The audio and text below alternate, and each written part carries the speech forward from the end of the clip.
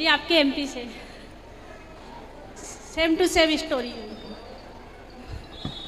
ये जो दीदी है इनका स्टोरी सेम टू सेम है। तो आपके पति भी आपके नहीं सुनते? बहुत शराब पीते हैं बहुत शुरू से। बच्चे हैं आपके? हाँ 2। तो आपके पति को आपने समझाया होगा कई बार? बहुत। लाए हैं? नहीं आते। नहीं आते। कथा भी नहीं सुनते? सुनने भी नहीं देते, पूजा पाठ भी नहीं करने देते। कुछ कमाते हैं? कमाते हैं लेकिन सब उड़ा देते हैं। तो उनके पिताजी उनकी माताजी नहीं? पिताजी नहीं है, माताजी बहुत परेशान है। माताजी है, 2 बच्चे हैं और वो उनके साथ रह रहे हैं। मैं 6 साल से उनके साथ नहीं रह रही। तो फिर आप नहीं रह रहे हैं तो फिर वो कहाँ हैं? वो गांव में हैं और मैं, दीदी ने हमको मुझे जॉब लगा दिया मुंबई में, तो मैं वहीं पे ही काम करती हूँ। अच्छा। तो फिर पति वहाँ अकेले रहेंगे तो फिर वो कल को वो रास्ता भटक गए फिर? नहीं भटक सकते क्योंकि शराब पीते हैं और शादी करने के लिए सोचे दूसरी पर नहीं मिलती उनको। अच्छा, दूसरी शादी करना सोचेंगे तो हाँ। मिलेगी नहीं उनको? गए घूमे लेकिन नहीं मिली। हाँ, कैसे मिलेगी? सही फिर मैं है। आपका भागवत वगैरह सुनी तो फिर मैं गई थी अभी शिवरात्रि में, सोची थी उनको समझाऊंगी और इधर लेके आऊंगी। 2 महीने रही लेकिन फिर और बहुत परेशान किए। जो 6 साल का वो बदला ले रहे थे मेरे से। फिर भी मुझे तलाक के लिए कोर्ट लेके जा रहे थे, लेकिन मेरी इच्छा थी कि मैं आपसे एक बार बात करूं, बोलूँ, इसलिए आई थी। एक बार ले आना। नहीं आएंगे गुरुजी, अगर आप एक बार शायद थोड़ा भी आपके इधर से किसी का भी कॉल जाए तो शायद आ सकते हैं। आप ही मेरी कॉल बन के उनसे बोलना कि बुलाया है, ले आना, बात करेंगे। यदि समझाएंगे समझें तो अच्छी बात है। मैं रही गुरुजी वहाँ पर 6 साल के बाद फिर गई। गांव के लोगों के ताने वाने बहुत सुनी लेकिन मैंने सब छोड़ दिया। अपने मेरी बेटी है, बेटी के लिए मैं गई। बच्चा भी उसके जैसे हो गया, बिगड़ गया बेटा भी पापा के जैसे। तो बेटा आपके साथ रहता है? नहीं, बेटा बेटी और सास सब गाँव में रहते हैं। तो फिर बच्चे आपके साथ नहीं रहते? नहीं रहते, वो उनको सिखा दिए, रहने नहीं देते मेरे साथ। तो आप अकेले रहते हैं? हाँ मैं अकेली रहती हूँ।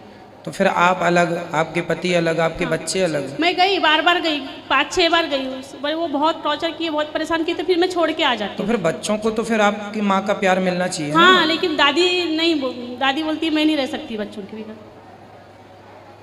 पहले तो बात भी नहीं कराते थे। मैं 6 साल रो के रही, बात भी नहीं कराया। अभी कितने बड़े बच्चे हैं आपके? बेटा 16 साल का, बेटी 11 साल। तो आपको रहना चाहिए बच्चों का, वो बड़े हो रहे हैं, उनके पास बाप का प्यार तो नहीं, माँ का ही मिल जाए। रहने ही नहीं देते गुरुजी, खाना बर्तन सब फेंक तोड़ ताड़, कपड़े जला देते, मतलब कुछ रखते ही नहीं है घर में। मैं रहती हूँ, जब मैं नहीं रहूँगी तो भी वो लोग सुखी है, इसलिए मैं घर छोड़ देती हूँ। लेकिन लोग बोलते हैं इसी को बाहर जाने का शौक है, लोग ऐसा बोलते हैं। मैं अपने बच्चों की खुशी के लिए, सुख के लिए मैं घर छोड़ देती हूँ। कि यदि हमारी बहन आप खुश हैं। हाँ वो खुश है। मेरी बेटी खुद बोली कि मम्मी तू यहाँ कभी मत आना, रो कर बोली, लेकिन लोग नहीं मानते। लोग बोलते इसी को बाहर जाने का शौक है।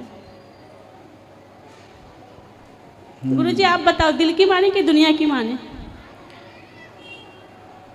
अब आज तीनों माताओं की सिचुएशन में मैं चुप ही हूँ। गुरुजी फिर मुझे आपकी एक बात आती है, चूल्हे में जाओ।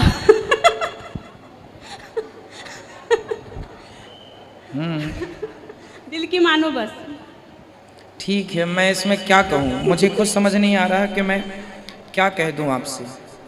बेटों के साथ रहना, मैं ये कह सकता हूँ कि अपने बच्चों के साथ रहो, पर बहुत समझाती वो भी सिचुएशन विपरीत है आपकी। हमारी माँ जी, मेरी सास को आँख में मोतिया भी नहीं। मैंने उनको लोभ दिया कि महाराज के पास चलो, मैं आपका मोतिया बन का ऑपरेशन करवा दूंगी। माँ जी को भी बोली लेकिन नहीं, मेरा बेटा डांटेगा, डरती। उनकी इच्छा है सबकी आने की, लेकिन उससे डरती एकदम। वो मारूंगा पीटूंगा, कोई जाऊंगी नहीं, ऐसा बोलती। आप अपने पति को ले आना, हम कोशिश करेंगे एक बार समझाने की।